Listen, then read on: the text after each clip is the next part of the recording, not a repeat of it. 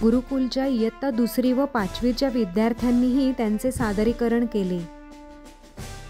भारताला स्वातंत्र्य मिळवून देण्यासाठी अनेक क्रांतिकारकांनी लढा दिला। त्यात महिला क्रांतिकारकांचाही मोठ्या प्रमाणावर सहभाग होता। अशी एक अवघ्या 17 वर्षांची क्रांतिकारक मुलगी, तिचे स्वगत सादर केले इयत्ता 5वीची विद्यार्थिनी अनघा जोशी हिने। प्राप्तीचे ध्येय गाठण्यासाठी कोणी शांतीच्या मार्गाने पाऊल टाकले तर कोणी क्रांतीच्या मार्गाने पाऊल उचलले। मार्ग कोणताही असला तरी स्वातंत्र्य प्राप्तीसाठी उचललेले पाऊल हे देशभक्ती आणि देशप्रेमाचे पदचिन्ह होते हे निसंशय। मी अवघ्या 17 वर्षाची एक आसाम कन्या देशभक्ती आणि देशप्रेमाने अशीच भारावले। कृष्णकांत आणि कौर्णेश्वरी बडवा यांची मी कन्या कनकलता। बालवयातच माझे मातृपितृ छत्र हरवले। भारत माता हीच माझी आई झाली आणि भारतवासी कुटुंबीय आपल्या आईला आणि देशवासी कुटुंबियांना ब्रिटिशांच्या अत्याचार, शोषण, अन्यायाच्या पाशातून मुक्त करण्यासाठी माझे रक्त सळसळत होते। घनाकांत बरुआ या कुशल शिकारी आजोबांचे वीर रक्त माझ्या धमन्यात होते। माझ्या शेजारी राहणाऱ्या जयंती याच माझ्या पालक, शिक्षक, मार्गदर्शक सर्व काही होत्या। यांच्याकडूनच स्वातंत्र्यासाठी प्राणाहुती देणाऱ्या, प्राणपणाला लावून लढणाऱ्या स्वातंत्र्यप्रेमी देशभक्तांच्या शौर्यगाथा ऐकत मी एक वीरांगना म्हणून घडत गेले। विविध विचारसरणीच्या लोकांच्या सभांना मी हजर राहत असे, पण अल्पवयीन म्हणून मला नेहमीच नाकारले जाई आणि सक्रिय सहभागातून वगळले जाई। पण त्यामुळे नाउमेद न होता मी एका आसाममधील मृत्यूवाहिनीच्या चळवळीत प्रवेश केला। 1942 सप्टेंबरमध्ये मी त्या मृत्यूवाहिनीची अधिकृत सदस्य झाले।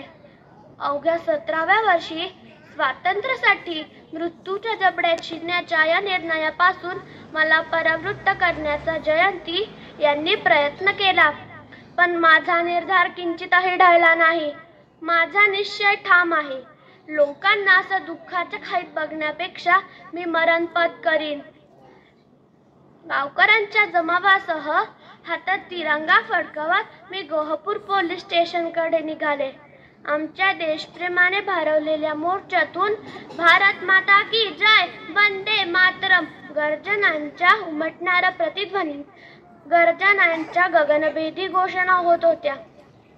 मी मोर्चाची प्रमुख असल्याने ब्रिटिश अधिकाऱ्यांनी माझ्यावर आपली बंदूक रोखली।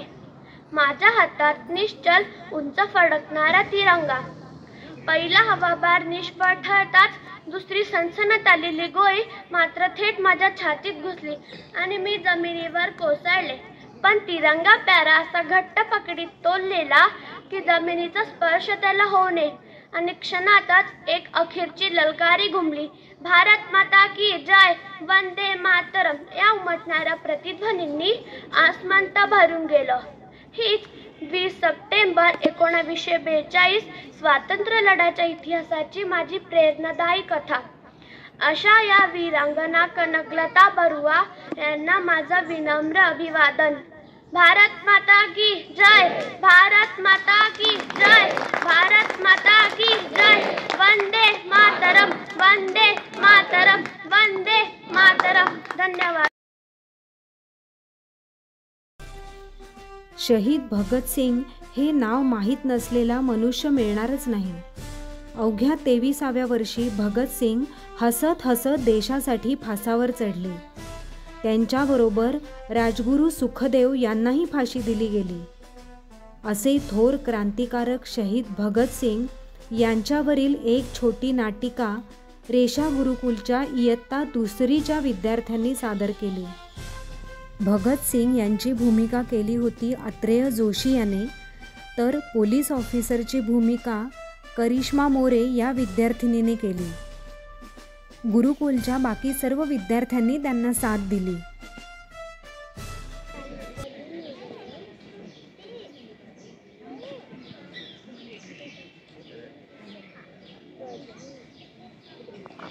भगत सिंह, कोर्ट ने तुम्हें और तुम्हारे साथियों को फांसी की सजा सुनाई है। ये तो बड़ी खुशी की बात है। व्हाट, तुम्हें फांसी की सजा सुनाई है और तुम खुश हो रहे हो? अभी तुम्हारी एज क्या है? इस एज में तो आदमी नए नए सपने सोचा करता है, सपनों को पूरा करने की कोशिश करता है। सपना तो मैंने जी बचपन में ही देख लिया था। ये देख रहे हैं आप? क्या इस मिट्टी को तुम सपना बोलते हो? हाँ, ये कोई मामूली मिट्टी नहीं है। ये जालियनवाले बाग की मिट्टी है, जिसमें मेरे देशवासियों का लहू मिला है। इसे मैं हमेशा अपने साथ रखता हूँ, ताकि ये मेरे सपने, मेरे मकसद और मेरे वजूद की याद दिलाती रहे, जिसका नाम है आज़ादी। तुम्हें क्या लगता है, तुम्हारे फांसी से आज़ादी मिल जाएगी? जब बहता खून शहीदों का, तकदीरें पलटी कौमों की, मुझे पता है मेरी कुर्बानी यूं ही जाया नहीं जाएगी। देखो Bhagat Singh, you are a good human being. बस एक बार हमारे गवर्नमेंट को अपॉलॉजी लेटर लिख कर दे दो। मैं पूरी कोशिश करूंगा कि तुम्हें फांसी ना मिले। मैं जब 3 साल का था, तब मेरे चाचा स्वर्ण सिंह शहीद हुए थे। जब मेरे गुरु करतार सिंह ने जान की कुर्बानी दी थी, तब मैं बस 8 साल का था। जो बच्चा कुर्बानियों के बीच में पला बड़ा हो, आप सोच भी कैसे सकते हैं कि वो आपकी सरकार को माफीनामा भेजेगा? कल 7:30 बजे तुम्हें फांसी दी जाएगी। अगर तुम्हारा इरादा बदले तो बता देना, मैं खुद जाके बड़े साहब से बात करूंगा। दिल से निकलेगी न मरकर भी वतन की उल्फत, मेरी मिट्टी से भी खुशबू है वतन आएगी।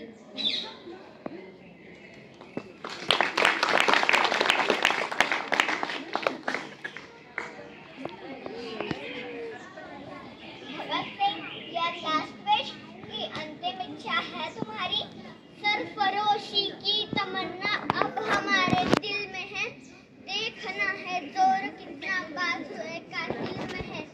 वक्त आने दे बता देंगे तुझे ए आसमां, हम अभी से क्या बताए क्या हमारे दिल में है।